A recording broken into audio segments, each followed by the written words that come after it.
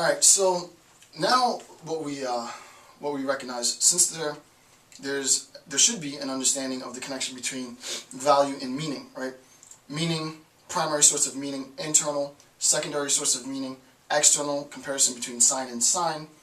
Secondary source of meaning is synonymous with value. Primary source of meaning is not synonymous with value within sort of Saussurean semiology, proper, to be technical. Now I can return to the initial question. It's at this point that I can return to the initial question that I asked you before, and you can really, really understand the gravity of the question. And I'm not saying that I have an answer to this question. If after watching the series up until this point, you start to get ideas, go back to that initial video that I posted, and I'll actually make it part of the playlist, this playlist. But go back to that initial video that I posted, and you know, still give me a response, because I still don't know. I still don't know the answer to the question. On page 12, this first half is basically what I'm going to discuss. I'm not going to use the notes because I want to take it a little bit deeper now, so that you can truly have a full grasp of the question. And now I'm going to do what I never did to start this video. In the initial question, when I was sitting at the desk, I said, I want you to tell me what is the semiological status of the signal inconceivable and the signification ineffable. And it seemed like it was, you know, a relatively complex question, but I really want to get to the crux of this, right? I really want to go really, really deep with the question, and I want you now, I'm going to spend quite a bit of time explaining this question fully to understand. And, you know, it's like I said, I was going to do the dissertation in semiology. If I would have done it in semiology, I probably would have come across maybe an answer. So it's sort of curiosity as well. I know how to, you know, as I think it was Wittgenstein that says it, philosophers love to kick up a dust and then complain how they can't see anything. So, you know, maybe the dust cloud that I'm kicking up is a big cloud. Maybe it's not a big cloud at all. Maybe what I'm saying is, the question that I think is so important isn't really of much significance, but I do know Saussure pretty well, and I think it is a problem. Here's the problem. Now, I'm gonna. this is sort of me really spelling out the problem that I gave you before. We have the signification, and I'm going to buy new markers today. We have the signification, and we have the signification and the signal. Right? Signification, signal. We know, you know, signified, signifier, concept, sound pattern, we get it, right? I've discussed that almost to nauseum, so I'm not going to go any more intro. You guys said you wanted deep, so here it is, right? Signification, signal. We know that from this, one, the primary source of meaning. Primary source of meaning, and this is all Saussure, is the relationship between what? The signification, whatever, and the signal. Right? All these markers suck. Alright? So the relationship between the primary source of meaning is the relationship between the signification and the signal. This is represented as a vertical arrow. As vertical arrows, right? Primary source. The secondary source of meaning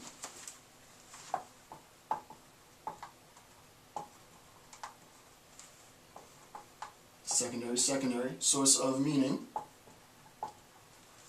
is the relationship between what? Between sides.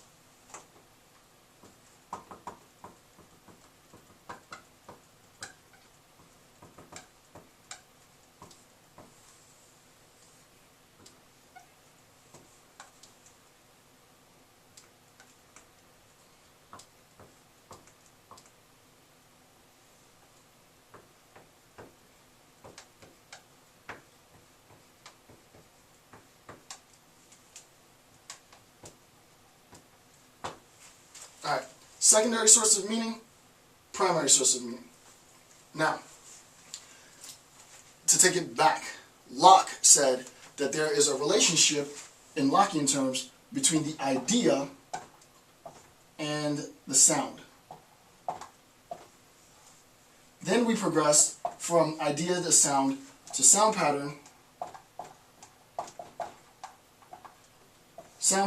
concept. Then we progressed, and actually all of this is a modification. It's not completely biconditional. Then we progressed from signifier, S-I-G-N-I-F-I, signification to signal. Then we progressed to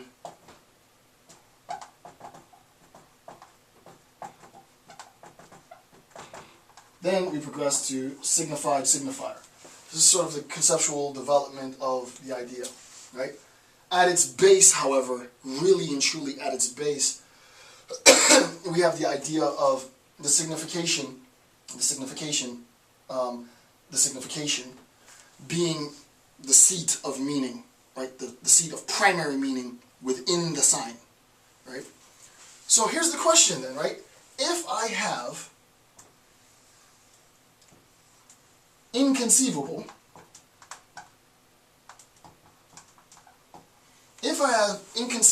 as a signal, what do signals do, right? What does the signifier do? Trigger. It's a trigger, right? So when I say tree as sound pattern, when I think tree, it's a trigger. It directs me toward the concept, right? If I have, this is like a faulty trigger. I can say it, right? There is a sound pattern, right? There's a signifier, right? There's a signal. It exists, right? It's undeniably that it exists as signal. However, it triggers me to something that by definition cannot be conceived of. There is no idea. There is no concept. There can be no concept of inconceivable. You can't think of inconceivable. It's impossible by definition for you to think of the concept inconceivable. It's inconceivable. Inconceivable, synonymous with sort of the laws of logic, right?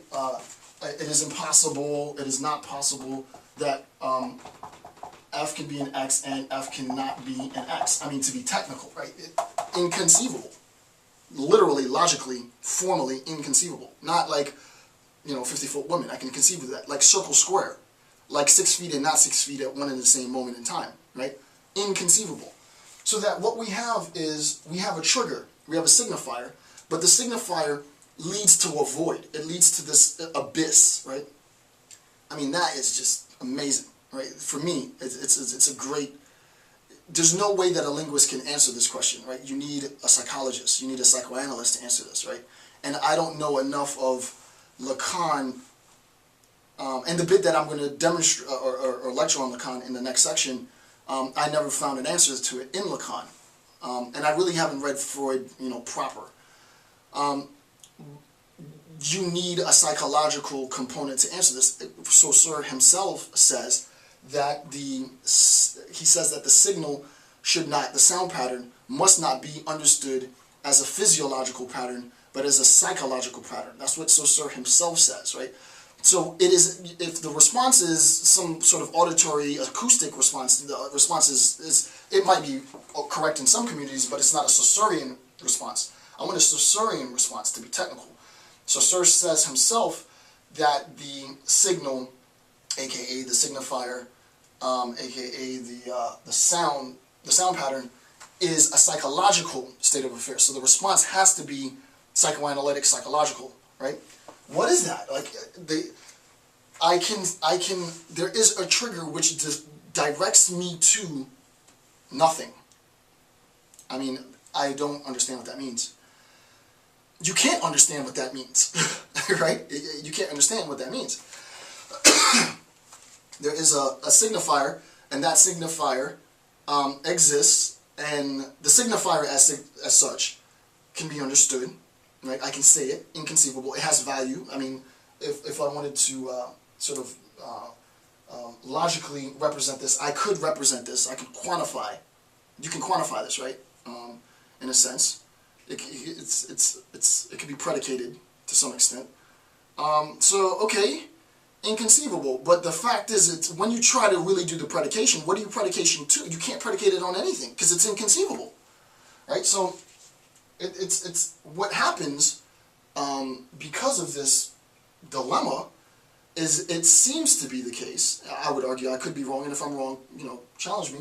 It seems to be the case that what happens is, as a result of me asking this question, seems to collapse the primary source of meaning, right? Internal to the sign, we have a signal without a signification by definition, which seems to collapse the primary source of meaning of the sign. The primary source of meaning collapses, right? So it seems to be the case that the primary source of meaning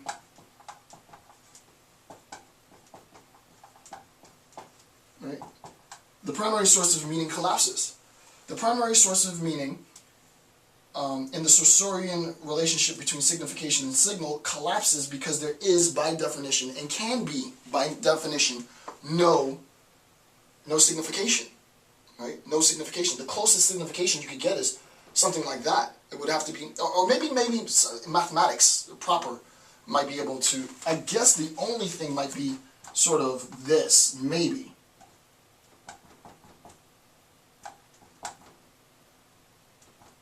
You mathematically, let me think, but then even this, well, I don't know. As a concept, I mean, it exists as a concept. I don't know, right? So that's, now I'm actually even more interested, right? Because there might be a way to salvage it if the signal actually points to sort of an abstracted logical structure, right? The syntax of sort of logic, maybe. But I mean, it really is meaningless. I don't know. So anyway, the problem with it being inconceivable is that there is a signifier, but it cannot be signified. By definition, it cannot be signified. And any attempt to try and have it represented is faulty. It's a failure to understand what this literally directs one towards, right? What is this pushing me towards?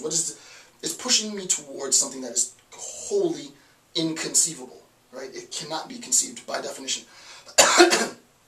I'm going to argue in a Saussurean sense that this collapses the primary source of meaning within the sign, right? And within the collapse of the sign, what ends up happening is, you can think of this, right? In the collapse of the sign, it's sort of like a souffle, right? If the internal parts of the souffle aren't cooked properly, the whole souffle collapses. With the primary source of meaning collapsing for inconceivability, it seems like all other values related to inconceivability now collapse in on itself, right? Which could escalate to an entire discourse on meaninglessness, right? Which would be a very, very difficult semiological discourse to have. And I do know that Hume attempts to talk about nonsense, right? So in the history of Western ideas, there has been a very sort of ethereally heady attempt to have a discourse on meaninglessness or nonsense as meaningful in a sense, but it's not easy. I mean, I've been doing this for a while. At this point, just don't know that. Now you understand how sort of the gravity of the question that I initially asked. The second part, however, had to do with ineffability. And ineffability means an impossibility to be said. And I came across this idea of ineffability, and I wrote it in my dissertation because I was interviewing Holocaust survivors. And they were telling me their stories. So they're like, oh yeah, I survived the Holocaust. It was, Jason, no matter how much I sit here and talk to you, and I have hours and hours and hours and hours of audio from several Holocaust survivors, from many, many Holocaust survivors, the one thing that they all said uniformly, without exception, is that no matter how much I sit here and try to explain to you, and no matter how empathetic you are to my plight, you can never truly understand what it is that I went through. Words fail to capture the magnitude of horror that I went through. And the closest that I've ever been able to get to an understanding of the tragedy of the Holocaust was in Viktor Frankl's Search for Meaning, Man's Search for Meaning. And Frankl says he had a friend who was sleeping. He was, I think he was a psychoanalyst. He had a friend who was sleeping in the concentration camps. The friend is in a nightmare and he's convulsing because of the tragedy of the nightmare. And being a good human being, he wanted to wake his friend up from the nightmare. He tried to wake his friend up from the nightmare, and he thought to himself, why would I wake him up from the nightmare? Because that's a better state of affairs than being in the camps. For me, that's as good as it gets. That's as close to an understanding of meaning that I could ever, or anyone could ever possibly have of the Holocaust. I don't think anyone can represent the horror of that tragedy better than Frankl did in that sentence, right? It's as graphic as it gets. However, that doesn't even compare. So what I ended up realizing that I never thought of when I began my sort of investigation is that there's an epistemological status of the ineffable, to be technical. There's an ability to understand that which I could never put into words. So I can have the concept of ineffable. I know what that means. There's no problem thinking of it. If I were to technically I mean, it would take me a few pages, but in a lecture, if I were to technically formalize the concept of ineffability, it is that which cannot be stated, right? It cannot be. That's probably the easiest way of saying it, right? That which cannot be stated, but it can be conceived. I can conceive of that level of horror, but I can't put it into words. They could never tell me in words, sort of, and I would understand. Words fail to sort of relay the information. So there's no problem conceiving of ineffability, right? Right? You can conceive of ineffability as a concept, right? As a signification, right? As a concept, as a signification, as that which is signified. But there's nothing that points to it. You can't say it. You can't say it. There is, by definition, you can't say it, right? So the ineffable is, what I would argue, is the inverse of the inconceivable, right? These two, bizarrely now, so before I get to that level, so this is obviously the same as this, right? The primary source of meaning collapses. The primary source of meaning collapses in the inconceivable. The closest thing that I can see that this signifier points to is some mathematical concept, which is represented by that, sort of this, you know? And that doesn't seem to satiate it. That doesn't seem like it has any significance per se. There's a collapse of primary source of meaning here as well, right? The primary source of meaning of the ineffable collapses as well. Why? Because it doesn't have a signifier. And it can't have a signifier by definition, right? It cannot be said. And it doesn't mean, now we have to stay true to the Saussurean concept of the sound pattern. It's not just the case that, to be really technical, that it can't be said, because we know for Saussure, the sound pattern isn't just an auditory acoustic sort of receptivity. That the sound pattern is, he says, you can think quietly to yourself. That thinking quietly to yourself, you can't even think quietly to yourself because there's no words. We think in words, right? So you can't even think of it in your mind because it can't be said. However, you can have the concept of not being able to say something. So there's a primary source of meaning that collapses for the ineffable. What's really weird about this now is that we recognize, because of the lecture up until this point, that there's a secondary source of meaning, right? The primary source of meaning collapses, but the secondary source of meaning doesn't collapse. Because there is a sense in which the ineffable and the inconceivable are valuable concepts, or valuable, I can't even say concepts, but valuable, I don't know what they are. They're like conceptual tag memes, if that exists, right? Not linguistic tag memes. They're like, I would imagine that you start here, right? I think this is sort of like, this is as base as it gets, right? It is a valuable concept. There is a secondary source of meaning here. There is value in this. However, the primary source of meaning it collapses, right? Because of this deflation of the relationship between the signification and the signifier, right? And the signal. With respect to the ineffable, right? This inability for the concept to to be articulated within a sound pattern, within a signifier, as again, it would be the case that psychology, psychoanalysis would have something to say about this. And I don't know enough psychology or psychoanalysis to know what they would say about this. I'm sure it'd be very interesting discourse, right? But there needs to be a response from the community. There might already be a response, but I don't know that anyone's articulated it as precisely as this, right? What happens in the Saussurean sense is that there is a primary collapse of meaning, but a preservation of the secondary source of meaning. Value is preserved, secondary meaning is preserved, primary meaning is lost.